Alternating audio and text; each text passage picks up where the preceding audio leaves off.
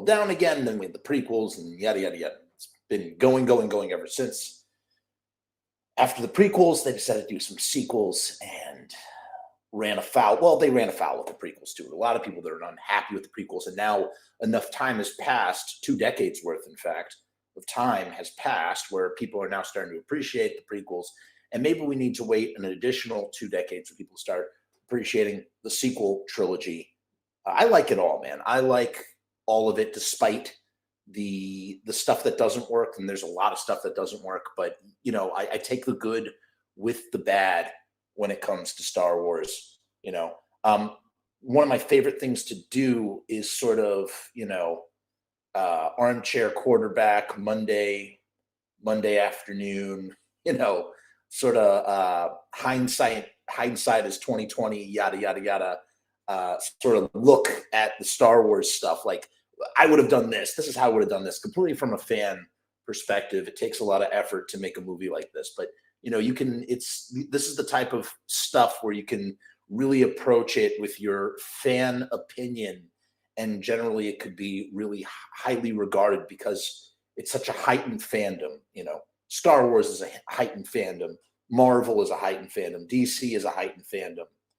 These are fandoms with deep, passionate appreciations. The same thing could be said for the horror community. It goes on and on. Sports, I don't think there's any, at the same time, I don't think there's any fandom that's like casual. There's no casual fandoms out there. It's like you're either a fan or you're not. That's not true. I don't know. Let's dive into it. Anyway, in any case, Gizmodo posted this article and it really had me kind of wondering. It had me scratching my head because they're kind of right. The article is the title of this video, which is How Did Palpatine Survive After Return of the Jedi? They never really explain it in the sequel trilogy. They kind of do. They go into it a little bit. But we're going to read this. We'll talk about all that stuff afterwards because I have a lot of questions. Like I said, for the most part, I appreciated the sequel trilogy for what it was. I thought that JJ did land the plane with Rise of Skywalker after what happened with Last Jedi. I think Last Jedi as a movie by itself without being a part of a trilogy works. But as the middle part of a trilogy, it's like, it like boggles my mind. I get my blood boils when I think about how they fumbled the football so hard with The Last Jedi. But I'm going to digress. Let's go to the article here. So here it is. How did Palpatine survive after Return of the Jedi? This is by Germain Lussier. Sorry if I butchered your name. From Gizmodo. By the way, Gawker is back as well. Welcome back to Gawker. I used to read Gawker all the time. So there's there's Emperor Palpatine. But, he's also known as Darth Sidious. That's his Sith name. The dead speak. Oh, was that not the worst part about the crawl for episode 9? The dead speak. Because the thing that they didn't tell us that I don't think they knew. They were figuring these things out as they went along, which is probably the biggest sin of the sequel trilogy. At least with the prequel trilogy, you can say George Lucas may have gone in whatever direction he went in, but he knew where he was going. Like, he had this idea that by the end, Anakin Skywalker is going to become Darth Vader. And I mean, he also had it a little bit easier than, say, the sequel trilogy, because with the sequel trilogy, you can really go anywhere. With the prequel trilogy, everything has to line up with what happens in Star Wars episodes 4, 5, and 6. So in a way, it's kind of like the target for George Lucas was a lot easier, I think. Again, hindsight being 2020, than say the sequel trilogy, where you can really go in any direction, and there's so much source material. There's so many expanded universe books. I mean, people have just gone crazy with the Star Wars universe, making it as deep and as rich as all of the Marvel mythology and DC mythology that's out there. I mean, you can spend hours and hours and hours poring over characters that either had a frame of screen time, like a second of screen time, or maybe even never made it to the frame at all, and learn about, the trials and tribulations that they had as a teenager. A fictional character that doesn't exist, that isn't even portrayed in movies, and yet has this whole backstory to him or them or whatever. it's vast and deep is the point. And they didn't go with any of that. They deviated from everything. They just sort of and what's the biggest issue with that sequel trilogy is that there was no showrunner.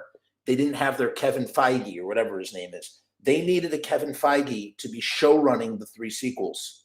They needed someone to, whether it was Kathleen Kennedy, could have been, I think it should have been Jon Favreau. Jon Favreau should have been overseeing, and I know he got involved later with the Star Wars universe, but had they somehow done The Mandalorian beforehand, like the reins should have been handed over to him. And frankly, I think they could fix things up quite a bit if they were to give him like carte blanche, like give him the keys to the kingdom and let him recut the Star Wars sequel trilogy. Okay, let him recut it and put it out on Disney Plus and make it better. There's so much footage we haven't seen.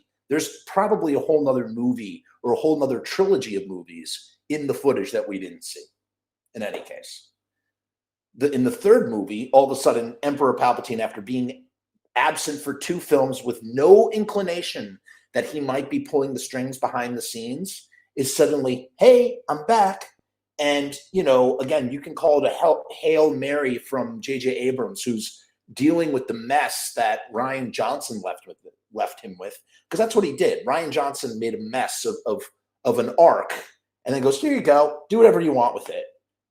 Had Rian Johnson been, doing the final film or had been doing a singular Star Wars film, great. Love Rian Johnson's vision. Cool. I respect that dude.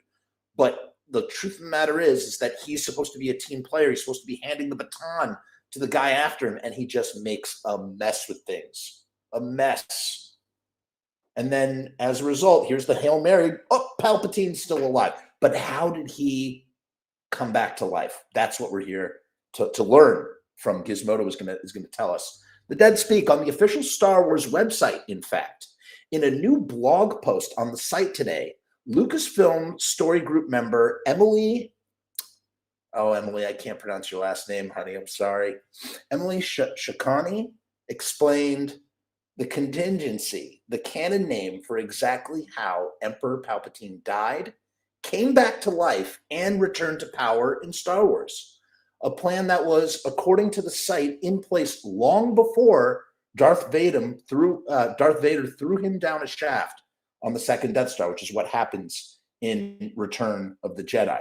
If all of this sounds sort of familiar, that's both a good thing and a bad thing.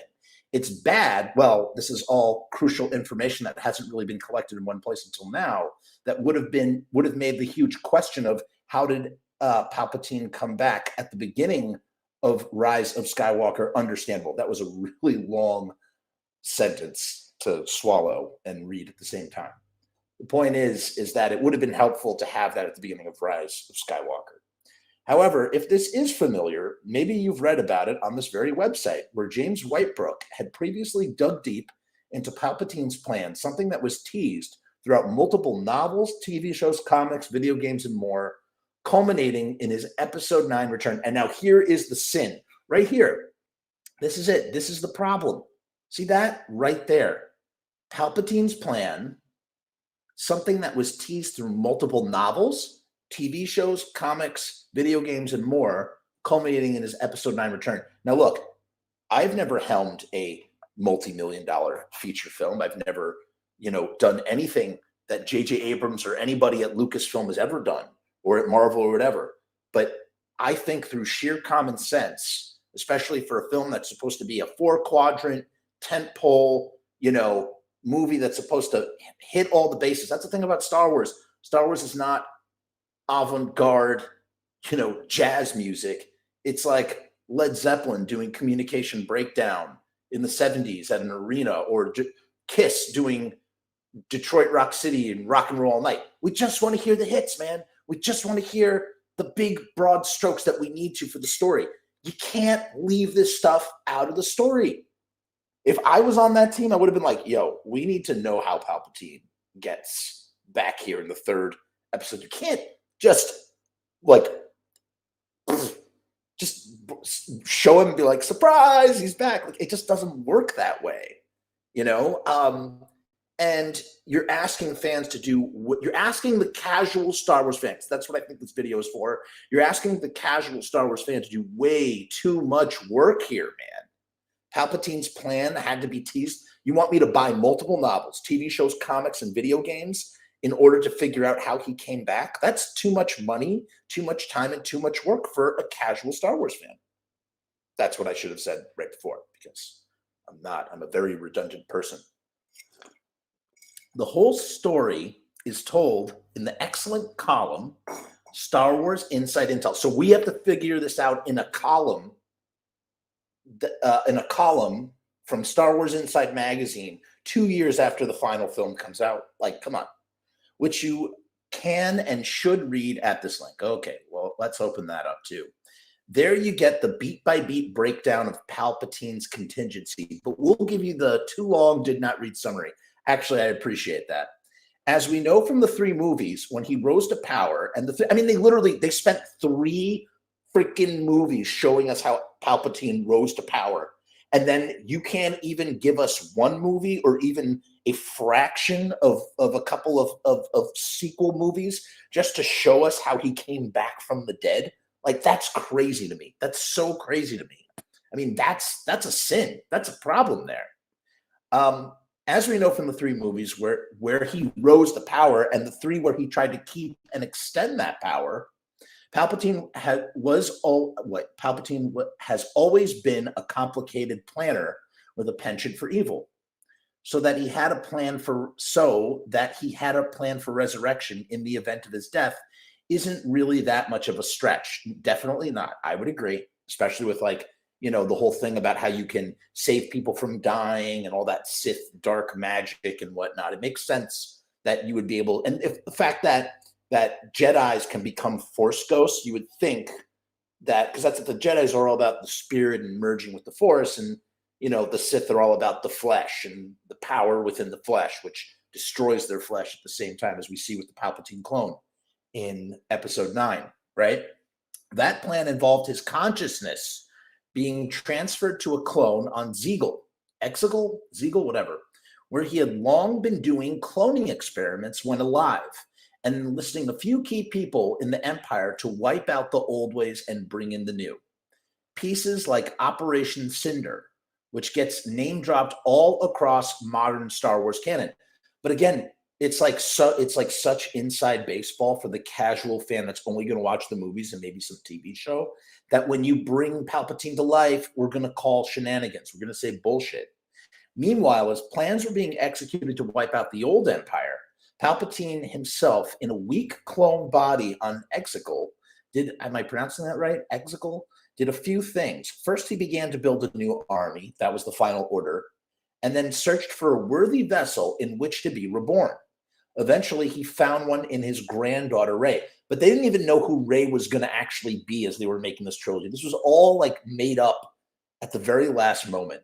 Her parents did their best to hide her, but eventually she found herself drawn back into the story. And I think a couple decades from now, people who are not so invested as this was happening will be able to accept a lot of these ham-fisted details and actually enjoy and appreciate the sequel trilogy. You know what I'm saying? She found herself drawn back into the story. It began with her grandfather's clone, Snoke. Okay, so that's crazy. So Snoke is actually a clone of Palpatine, according to this. I did not realize that. Wow. Which, through Luke, Kylo Ren, etc., set the wheels in motion for a confrontation with her grandfather. So, I mean, I guess it does make sense, because when we go to that planet, Zegal, and we see Kylo Ren walking through and seeing all the busted up tanks and whatnot, we see, in fact, boom, there it is right there. You see Snoke-looking clone. So obviously Snoke is Palpatine. That would have been, I mean, just that detail alone makes the whole sequel trilogy so much better, right? Snoke is Palpatine. That's the red herring. They kill Snoke, but it's really Palpatine. You know what I mean? That detail, that little piece of information is completely left out of the trilogy. Show me where it says in the trilogy, and maybe I'm wrong. I've watched the trilogy, I think 2 or 3 times now. I don't ever remember seeing a place where it says that Snoke is Palpatine. Okay? that makes a lot of sense. It began with her. I mean, I love how they bury it deep in here. Like the front of this article should be Snoke is Palpatine. That's how. You know what I mean? So yeah, I don't know, man. Set the wheels in motion for a confrontation with her grandfather. It's unclear if all of that was part of the plan or just the Force or something. This story isn't a Swiss watch. I would agree. Rey could have joined up with the Sith Lord, becoming Dark Rey. We get a glimpse of that in the movie and resulting in Palpatine's return. But instead, she uses the Force and the Jedi to kill him once and for all. End of contingency. Right. Or so we think, ... This is an interesting story to be sure, but it all feels very, very much like putting a square peg in a round hole. And we know why that is. Like Lucasfilm had half of the pieces to the puzzle and just glued them all together in a way that kind of makes sense, but kind of doesn't. Huge holes in the story remain unanswered, including a brand new one. Did Palpatine's contingency have its own contingency? As it stands right now, the answer is probably no. I hope not. I mean, I think Palpatine's story is done. We don't need to see. In fact, I love the way that they end Rise of Skywalker. They end it perfectly. Rise of Skywalker ends perfectly. That's why I was like really okay with everything that happens, because at the end of Rise of Skywalker, like the Jedi don't exist anymore, which is what Rian Johnson was trying to make happen.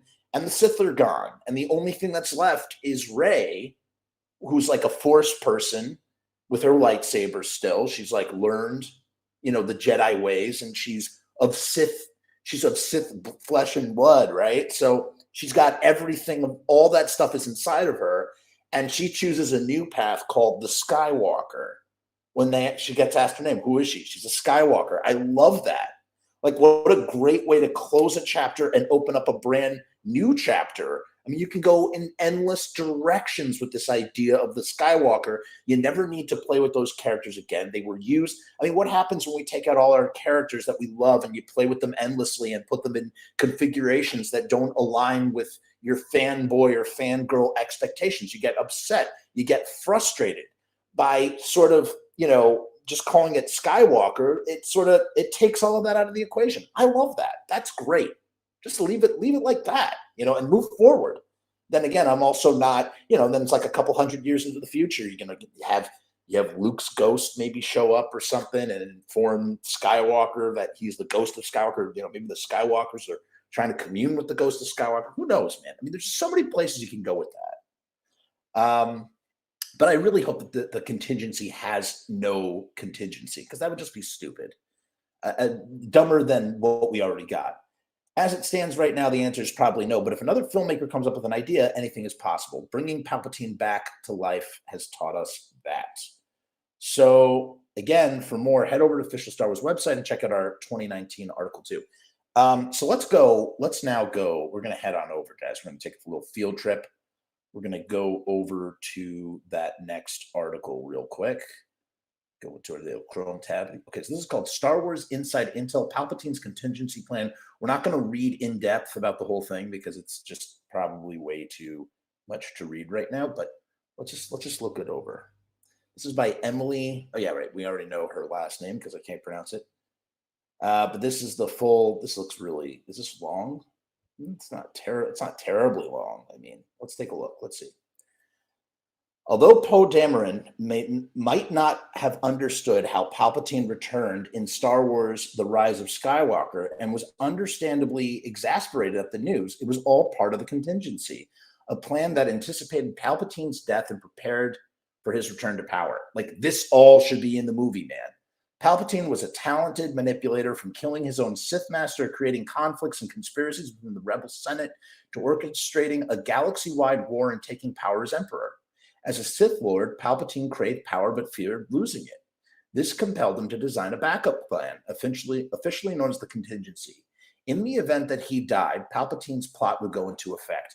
So, again, we understand now that Snoke is a Palpatine clone. I feel like there are so many ways that they could have hinted at this. You could have, that showrunner, who Jon Favreau, whoever is like showrunning the situation, could have been like, okay, the only thing we need to know is, or that we need to get through, is that it starts off with Snoke and that it ends with Palpatine. We need some hints in the middle movie, and then boom, you can even do the grand reveal at the end of movie 2. That's how it happens. So you have Kylo Ren cuts, they cut Snoke in half, but then at the very end of the movie, after Luke Skywalker evaporates, which sucks all its own. We're going to talk about that in a second. After Luke Skywalker evaporates, suddenly Kylo Ren is like hanging out, and he hears Snoke's voice, and Snoke's voice starts to mutate into Emperor Palpatine's voice, and that's how Kylo Ren hops in his ship and ends up on the Sith planet at the beginning of Episode 9. Boom. Like, even just inserting that one little scene would have made everything feel so much more cohesive. It would have connected movie 7 to movie 8 to movie 9, leaving everything roughly the way it is. As a matter of fact, if you want to boil down a single scene that would make everything kind of feel okay while leaving everything the same, it would be Snoke's voice revealing that he is Palpatine to Kylo Ren at the end of Episode 8. Boom. Saying that right here and right now. So there's that. Let's keep reading. After Emperor Palpatine, this is originally introduced in Claudia Gray's Star Wars Lost Stars as a concept. The contingency itself began in Chuck Wendig's Aftermath trilogy. After Emperor Palpatine was unexpectedly betrayed and killed by Darth Vader, and word of his death along with the destruction of the second Death Star traveled across the Empire, the contingency unfolded as planned. Sentinel droids were dispatched to Imperials throughout the galaxy and advised them on the next steps, starting with Operation Cinder. Operation Cinder sought to destroy Imperial and New Republic planets alike, with the goal to destroy sensitive information or other liabilities. The operation was carried out in various ways, including the use of climate disruption arrays. I guess that disrupts the climate on different planets. Once fired upon a planet, would create a catastrophic weather conditions, vortex detonators, a customized explosive that made planets of Necronius uninhabitable, and the Imperial Navy, who engaged in battles on planets that attempted to resist the operations, such as Naboo, which is where Palpatine's originally from, Burnin Khan, as mentioned in The Mandalorian, Abednego, and more. Operation Cylinder was devastating, but also solidified many of the allegiances to the newly erected New Republic and saw many Imperials defeated due to the brutality of the operation. Sounds like we're reading about history. This is completely made up. It hasn't even been filmed. There's no movie version of this. This is just complete fiction upon fiction upon fiction. Well, movies are fiction too, but at least if you reenact something that's not real, it feels a little bit more real than, say, this, which is just writing. That's not to say that one can't create a world inside their head when they're reading something. Of course they can. One major element of the contingency was about a year after the Emperor's death at the Battle of Jakku. So that's another thing. Like, I didn't even know that. So the Battle of Jakku, Jakku's the planet where Rey is on and Millennium Falcon is on. This battle happened a year after the Emperor's death. What? That's crazy. Led by self-appointed counselor of the Empire, Gallius Rax, he brought the remainder of the Empire to Jakku in a last stand against the New Republic. The majority of the Imperials involved in the battle believed that they would retake the galaxy with a victory, but the contingency planned for this to be the conclusion to the Empire. Rax was originally supposed to have the entire planet of Jakku destroyed, along with the Imperials, as further punishment for failing Palpatine. What was unaccounted for in this plan was Grad and Admiral Ray Sloan. I have no idea who that is. An underling of Gallius Rex, Sloan was kept in the dark about the contingency and Rax's involvement. As such, Sloan began to believe that Rax was deviating the Empire from its intended glory. On Jakku, Sloan confronted Rax, where she shot and killed him. In his final moments, Rax appointed Sloan to the contingency and urged her to retreat to the unknown regions with Brendel Hux to create a new and better empire. So, like, okay, great. Now you're like, all of this stuff, I kind of am grasping it a little bit. This is basically explaining how we got the First Order, which is the new and better empire. But like, because at the beginning you're kind of like, why is there why is there a first order? Why is there a resistance? I mean, why can't this be about the New Republic? It's just the New Republic. Just we don't know about it for 30 years. I don't know. It's kind of stupid. With Rax dead, and thanks to Sloane, Jakku was saved. Rax's plan to completely destroy the Empire did not unfold, with the remnants of the Empire continuing for years following the official end of the war. Sloane would heed Rax's final demands and head for the unknown regions. For many years prior to his demise, Palpatine sought immortality on the Sith planet of Exegol. It was on this planet that he and his cultists, known as the Sith Eternal. So again, like there's only supposed to be two Sith, a master and apprentice, which started thousands of years before the prequels happened. There was this one. There used to be lots and lots of Sith, and they all like would fight each other because they're all devious and evil and whatnot. And then one guy, he did this force explosion that made it so that there was only a master and apprentice. So there's tons of Jedi on one side, but with the Sith, there's only a master and apprentice. And at some point, the apprentice betrays the master and becomes the new master and then appoints a new apprentice. And that's how the chain of command is supposed to go. But then all of a sudden, they introduce this idea of Sith Eternal. There's like all these like Sith people that we see in the arena on that planet, on Palpatine's planet. And they're never explained in the movie at all. Like we didn't know that they were Sith Eternal. And they were all, I guess they all experimented with cloning. Exegol was also where Palpatine built his final order fleet. It was 10,000 Star Destroyer ships. As an immortal Sith, Palpatine would reign supreme over the galaxy with his Sith armada. This would be, so that's the idea of what the new empire would be, right? This would be the grand finale of the contingency, known only to the select few, which is fine, which is, in my mind, is totally valid and really the best way to sort of end episode 9 is like have Palpatine secretly be alive like that. I'm okay with that. I was always okay with that. As a matter of fact, I think that was such a good place to go for J.J. Abrams after everything that had happened with episode 8. When Palpatine was killed on the second Death Star, his consciousness was transferred into a clone of his own body on Exegol, but the body was too weak to contain him. This led to Palpatine creating more clones and strand casts of himself in hopes that one would offer a more suitable vessel for him to inhabit. All of this effort ultimately culminated in Rey, the daughter of one of Palpatine's strand casts. So I guess a strand cast isn't so Palpatine is actually kind of the father of Rey, if I'm understanding this. Is a strand cast like it's not a proper like offspring? It's not a son or a daughter. It's, I guess, a clone of some kind. And then that clone got married and had Rey. So therefore, Rey is actually Palpatine's child, let alone grandchild. It's interesting. She was the perfect vessel, but her father and mother did everything they could to hide her from her sinister grandfather, blah, blah, blah, blah. Destiny, I guess that makes sense as to why Palpatine didn't really care for his son, because the son is really just a clone extension of him. Destiny and the contingency would catch up to Rey, and I'm sure it probably helped to,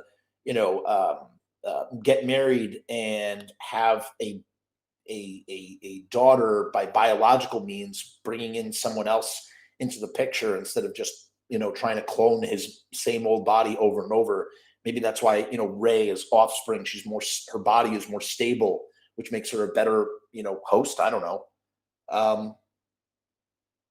So Destiny and the contingency would catch up to Rey in the form of the First Order, led by one of Palpatine's evil duplicates called Snoke.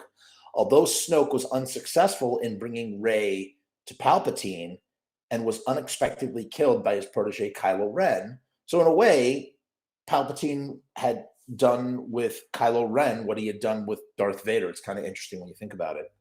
Palpatine continued to pull the strings in the Order to reel in his granddaughter so that he could finally achieve ultimate power. With the final Order operational, it slowly deployed from Exegol and pledged to destroy planet after planet. The Resistance worked quickly to counter this new threat. Rey accepted her role as a Jedi and a rebel and arrived on Exegol to bring a conclusion to the conflict. So she really is the last Jedi. It's not Luke Skywalker. I love the title of it being called The Last Jedi, actually. It captured my imagination when I first heard it. but I was so bummed that Luke Skywalker died at the end of part 2 of episode 8, but more on that in a minute. Palpatine planned for Rey to partake in a ritual which would allow him to inhabit her body and live forever. But Rey had other plans with the help of Ben Solo, aka Kylo Ren, and Jedi past. Rey took her from us. It's like, how are you not going to have all the fucking Jedi? They even filmed them. They filmed all the cameos. They filmed every single fucking cameo. You have fucking every single Jedi ghost standing behind Rey. Like, that would have pushed everybody who was like fighting episode 9 tooth and nail, would have been pushed over completely by that scene. No fanboy could resist a scene like that. And they just like totally like squandered the opportunity. Really, really a bummer, if you ask me. Rey took her final steps and defeated the Phantom Menace once and for all. And that's it. That's the thing. All right. So, I mean, could they bring him back again? Yeah, probably. Like, would I want to see that? Most certainly not. I'm not really interested in any more Palpatine stories. What does interest me and what really bothers me about the new Star Wars trilogy more than anything is the way that Luke Skywalker was handled. I hated his character's arc in episode 8. I think I would have been okay with the arc in episode 8 if Luke had actually, brought his X-Wing out of the sea, which would have been a callback to the Empire Strikes Back, right? It's like setting it up for slam dunks. But like Rian Johnson's so busy subverting expectations. He's like, nah, I'm not going to do that. Not going to do that. Subverting your expectation. Could have raised the X-Wing, hopped in the X-Wing, gone to the Crate planet, with the rock salt where Kylo Ren is, and actually face off against the First Order. We could have seen how powerful Luke Skywalker had become. Maybe you even have Luke Skywalker fighting Kylo Ren, and Kylo Ren kills Luke Skywalker, mirroring Star Wars, where Darth Vader kills Ben Kenobi. That would have worked. Or maybe even Luke lives. I also thought a huge missed opportunity was having Leia sacrifice herself by being the one, instead of introducing us to a character played by Laura Dern, whatever her name is, for a chunk of the movie, have that. Why couldn't Leia have that opportunity, since she was going to die in the next episode anyway, and since she had passed away in real life tragically, have her board the motherfucking Millennium Falcon and friggin' go to light speed and break open the ship, sacrificing herself. And then that is what causes Luke to raise his X-Wing out of the water, hop in it, fly out there, and rescue everybody. And then you have Luke come back for the final movie. And Mark Hamill is alive. Carrie Fisher is tragically not alive. Boom. Everything works out. Instead, we got this abomination of Frankenstein performance of Carrie Fisher that she probably would have cringed at herself in episode 9. It was so bad. It was so, I couldn't believe it that they did what they did with her character. It was just really, really bad.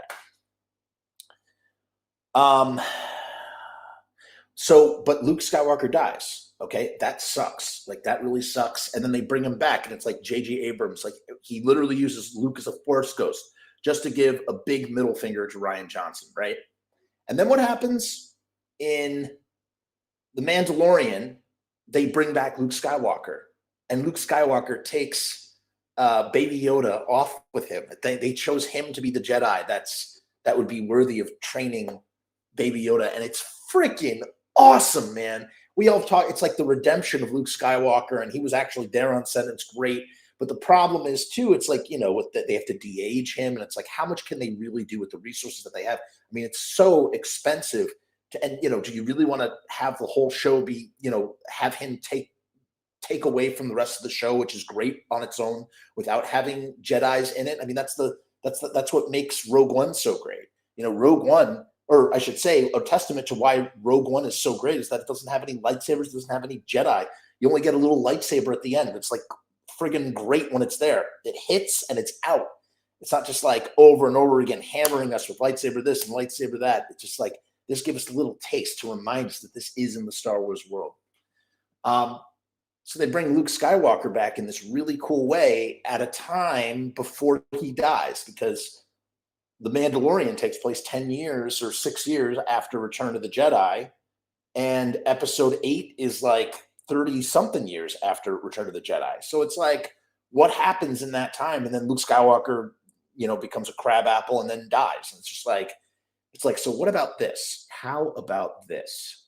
Here's another article I found, and this really captured my imagination. I saw a comic book frame that further captured my imagination with this. How about this? Let's ask this question, or this question is asked, and I want to ask the question as well. Star Wars, was Palpatine planning on cloning Luke? As witnessed in the original Star Wars trilogy, Darth Vader served as Emperor Palpatine's faithful apprentice, but as Luke Skywalker grew in power as a Jedi, Palpatine made it clear to Vader that he had hoped to recruit Skywalker as a Sith, a plan which ultimately failed, despite Vader tossing him down a chasm on the Death Star 2. Palpatine shocked audiences by returning in Star Wars: The Rise of the Skywalker, a feat that made possible through the use of cloning, which makes sense too. Like the idea, like that people are upset that, of course, I mean, we had the Clone Wars, remember? Like cloning is a thing in this world, in this universe. So it's like, of course, Palpatine would use Sith magic to clone himself again. That totally works, man. That's totally, totally valid. Though the most recent issue of Star Wars Darth Vader, which is a great series, I've read the first 20 or 30 books in that run.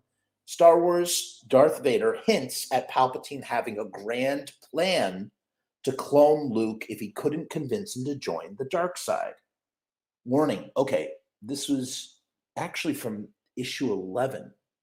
So maybe I didn't read as many as I thought, because I don't remember reading about this. But I read a lot of Star Wars Darth Vader. It was a whole bunch of books. The current arc of Darth Vader focuses on Palpatine putting Vader's survival skills and commitment to his master to the test. Because what's cool about Darth Vader, or in general about Darth Vader, a lot of it takes place in between Star Wars and Empire Strikes Back. A lot of it deals with Darth Vader, like realizing that he has a son. You know what I mean? Like, and coming to terms with that. It's like really, really, it's a really, really interesting book that gives us a whole side of Darth Vader that we never really got to see in the movies, right? Vader's survivor skills and commitment to his master to the test, sending him to Mustafar to survive without the help of his technological upgrades. With the book taking place between Star Wars, okay, so this book takes place between The Empire Strikes Back and Return of the Jedi. Readers knew he had survived the ordeal. He survived the ordeal. Was the journey instead focused on the disturbing relationship between the two figures? Fans also knew that Vader directly served Palpatine, with this comic series depicting the Emperor ruthlessly testing Vader mentally and physically, confirming just how twisted the relationship really was. Vader's quest to confront Palpatine results in his arrival on Exegol, who fans witnessed in Rise of Skywalker, where Palpatine. So Palpatine had constructed Snoke clones as well as a new body for himself. But at one point in the latest issue, Vader walks past various vats containing Snoke bodies, as Palpatine details that he could use his scientific discoveries to make nearly anything possible. Vader then notices one vat containing a severed hand, presumably the one Luke lost when he faced Vader. Here's what it says in the bubble right here. Ready? Can you look? You can see Vader has a robot hand right here. The scalpel of creation. I use it to make all of these things. I can use it to make anything. And it shows Vader looking at Luke's severed hand that Vader himself cut off. As with many of Palpatine's discussions with Vader, he spoke cryptically, leaving Vader and the reader to infer the true meaning of his words. In Star Wars Attack of the Clones, Anakin lost a hand, with it being possible that the appendage in the vat actually belonged to Vader, and that Palpatine was hinting that he could grow him an entirely new, unscarred body. However, the time frame of the series would make it more than likely, it's Luke's hand, it's not Vader's hand, it makes it more than likely that the Emperor managed to recover Luke's hand from Cloud City, as opposed to having obtained Anakin's hand from Geonosis and held on to it for years in secret. Given Palpatine's seeming disdain for Vader, it would also seem more than likely that his clone discoveries would be used as a contingency plan if Luke managed to perish before he could officially embrace the dark side. Of course, with many more issues in the series to come, it's possible that fans will be treated to more reveals of the twisted connections between Palpatine, Vader, and Luke. What do you make of this scene? So that's the scene. And what I really love about that, I love the idea of cloning Luke for a few different reasons, because forget about whatever Vader or whatever the Emperor's plans for Luke are. I love the idea that maybe it started making me think about the Mandalorian, right? So if in this comic book, Darth Vader is walking by various vats and he sees all the Snoke clones, and then he sees the severed hand and has an intuition that it's Luke's severed hand. What if Palpatine had made a bunch of Luke clones? And what if one of those Luke clones turned out to be a different Luke Skywalker that came, or somebody that is a clone of Luke Skywalker? Because I don't think Luke calls himself Luke Skywalker in The Mandalorian, right?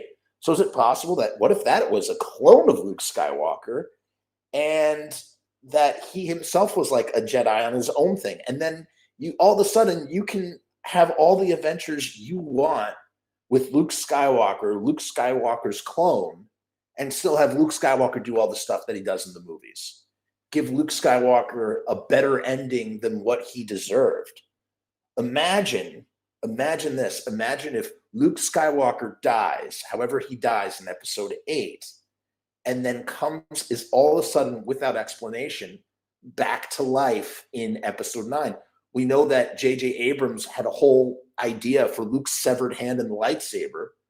How cool would it be if suddenly Luke is back, but it's the clone of Luke, and he's sort of taken all of Luke's urgency and teams up with Rey and yada, yada, yada. And I know that sounds kind of stupid, but it would be kind of cool, man. It's a way to sort of like, if everything that happens in episode 8 was like set in stone, it's like, let's bring Luke back with a clone from his severed hand from Empire Strikes Back. That's how you open up episode 9. You know, he clones Luke's hand, or he clones Luke from his hand, and then, like, you know, yada, yada, yada. It just would be really cool. It would be really, really cool.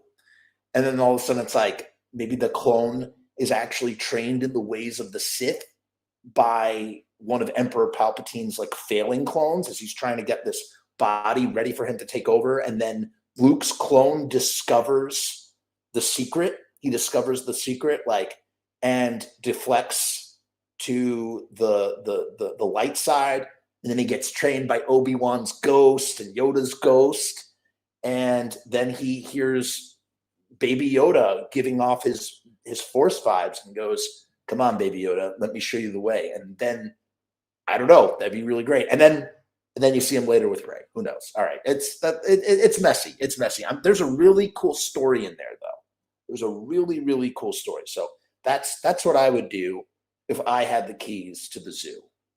I hope you like this content. If you do, let me know. If there's something that you guys want to talk about, let me know. Make sure to like, share, and subscribe. Leave a comment. Most of all, please, if you really want to support the channel, consider buying a cup of coffee, joining the Patreon. It's very cheap. Buy a t-shirt. I got t-shirts in the shop. Got more t-shirts coming along the way. And make sure, most of all, more than anything else, make sure that you are subscribed. And I appreciate your viewer support. We have a message from Raphael here. He says, "I think the best thing to do would be if they revealed that Snoke was Darth Plagueis, the mysterious Sith implicitly mentioned by Palpatine in episode 3 as his master who could cheat death." Well, I think there was definitely a lot of talk about that, right? Like in between the sequel episodes, like they talked about that being a possibility, or people thought that Snoke might be that guy or whatever. At the end of the day, none of it matters anymore. It's all over. I hope that they keep doing Star Wars stuff. I'm loving The Mandalorian. I would love to see Luke Skywalker get his own series. And again, you could easily justify having Sebastian Stan, Sean, whatever that guy from Marvel, Bucky. You could easily have Bucky be Luke Skywalker's clone in his own set of adventures.